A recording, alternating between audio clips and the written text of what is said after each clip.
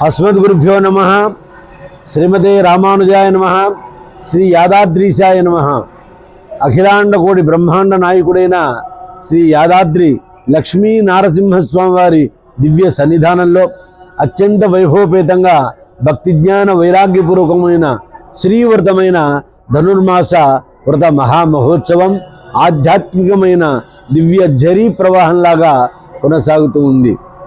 భక్తి రేవగరీయసే అన్న ఆర్యోక్తి విధానంగా భక్తియే ప్రధాన లక్ష్యంగా మహిళాముతలందరూ కూడా విచ్చేస్తున్నారు. పెరుమాళ మంగళాశాసనాన్ని పొందుతున్నారు. 8వ రోజు పాశురం అష్టాక్షరీ మహామంత్రాన్ని ఎల్లప్పుడూ కూడా మనం మననం చేస్తూ ఉండాలి. మానవుడు ఊపిరి తీసుకోవటం ఎంత సహజమో భగవానుడి యందు కాయక వాచిక అనేటువంటి త్రివిధములైన తపస్సు ద్వారా సర్వకాల సర్వావస్థలందు కూడా భగవానుని మనం స్మరిస్తూ ఉండాలి. ఆ స్మరణలోనే కలవు స్మరణాన్ ముక్తి అని మనకి ముక్తి హేతు అవుతుంది. సకల పాపాలు కూడా నశించిపోతాయి. తూర్పు తెల్లవారుతుంది. ఆ తెల్లవారుతున్నటువంటి సూర్యోదయ కిరణాలన్నీ కూడా మబ్బు తునకల పైన ప్రసరింపబడి అవన్నీ కూడా విభజింపబడి పశువులలాగా అవి మనకు కనిపిస్తూ ఉన్నాయి. మరి ఈ మంచు మేతకు కనుక పశువులు వేసినట్టయితే క్షీర సమృద్ధిని మనకు అనుగ్రహిస్తాయి అనేటువంటిది లౌకికార్థం. పశువోమేక మత్సమృజ్యతాం అన్నటువంటి అక్షతారోపణలోని మహామంత్రానికి అర్ధప్రతిపాదికం ఏంటంటే మన జీవన మహాలక్ష్మికి ధాన్యాభిషేకం చేస్తే అదంతా దేహం ఆపాద తలమస్తకం అంతా కూడా సౌభాగ్య హరిద్రంతో నిండిపోతుంది.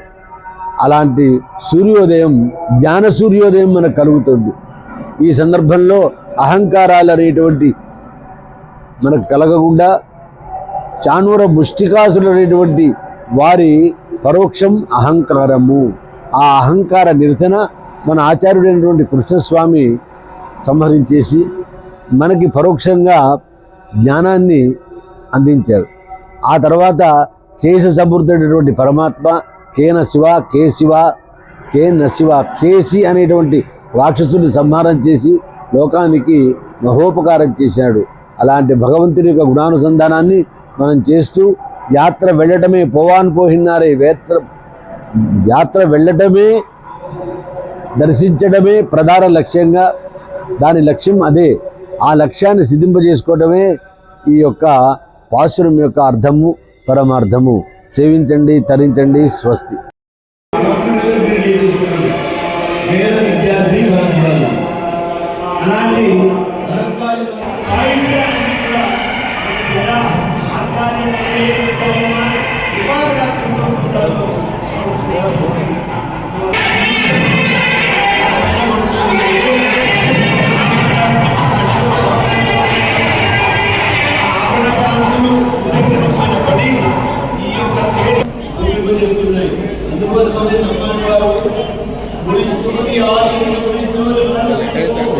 స్వామి చూడాలనుకుంటే ఈ కిరణిక ఎందుకు భౌతికంగా ఉన్నాయా? ఆ కిరణిక యొక్క